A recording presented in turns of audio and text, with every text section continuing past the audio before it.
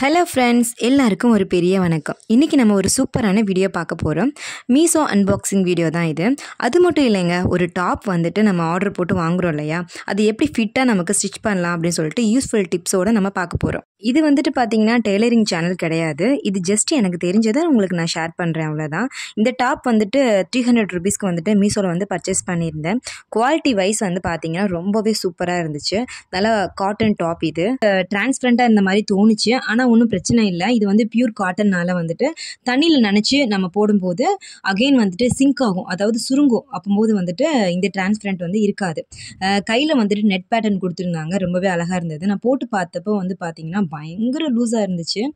கையெல்லாம் வந்துட்டு 3/4 ஸ்லீவ் மாதிரி சொல்ல முடியாது, ஃபுல் ஹேண்ட் மாதிரி இருந்துச்சு. ரொம்பவே தொலைன்னு இருந்துச்சு. இப்போது இந்த ட்ரெஸ்ஸுக்கு நம்ம வந்து ஆப்ரேஷன் பண்ண போகிறோம். என்ன பண்ணலாம் அப்படின்னா வந்துட்டு ஃபஸ்ட்டு ஷோல்டர் வந்து ரொம்பவே இறக்கமாக இருந்துச்சு. அதை வந்து பாதி இருந்தாலே போதும். ஸோ வந்துட்டு நான் ஃபஸ்ட்டு ஷோல்டரை வந்துட்டு மார்க் பண்ணி வந்துட்டு கட் பண்ணி எடுக்க போகிறேன். இந்த தையல் பிரிக்கிற ஊசி வந்துட்டு 10 ருபீஸ் தான், எல்லா ஷாப்லேயுமே கிடைக்கும். இது வச்சுக்கிட்டிங்கன்னா யூஸ் பண்ணுறதுக்கு ரொம்ப யூஸ்ஃபுல்லாக இருக்கும். மார்க்கர் வச்சுட்டு வந்துட்டு லைட்டாக நோட் பண்ணிக்கிறேன். அக்குள் வரைக்கும் கொண்டு போய் வந்து நம்ம கட் பண்ண வேண்டாம், ஜஸ்ட்டு பாதிலே கட் பண்ணி நம்ம எடுத்துகிட்டு போகிறோம். அதோட வீடியோ வந்து நான் காமிக்கிறேன். அப்புறம் ட்ரெஸ்ஸை பெரட்டி போட்டுக்கோங்க. பெரட்டி போட்டுட்டு ஷோல்டரில் இருந்துட்டு 10 இன்ச்சு வந்து நம்ம வைக்க போகிறோம். அதாவது இந்த ஷோல்டர் மேலேருந்து கீழே வரைக்கும் 10 இன்ச்சு. அப்புறம் அந்த 10 இன்ச்சிலேருந்து 8 இன்ச்சு வரைக்கும் மறுபடியும் வந்துட்டு அளவெடுக்க போகிறோம்.